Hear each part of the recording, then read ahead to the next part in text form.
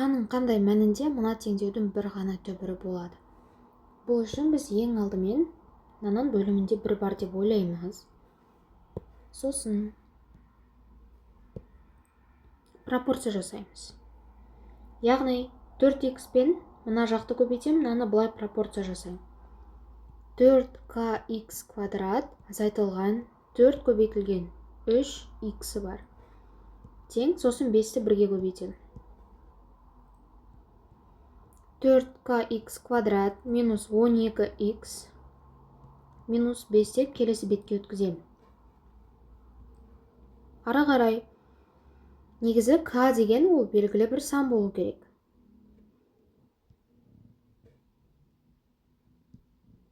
Мынау a саны, b с саны.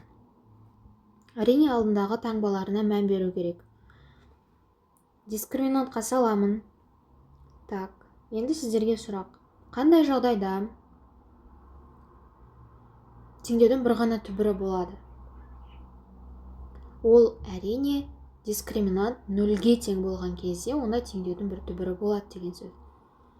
Демек мен дискриминанттың формуласы бойынша b квадрат минус 4ac бойынша осыны жазып алып, тең 0-ге теңестіремін де k-ны тауып аламын. Енді мына жерде b-ның орнында минус 12 тұр. Оның квадраты 144. Минус 4 көбейтілген 4k көбейтілген минус 5. Тең 0. 144 минус плюс болып кетеді. 80k тең 0. 80k тең минус 144. k тең минус 144-ті 80-ге бөлеміз. Жауабы минус 1,8.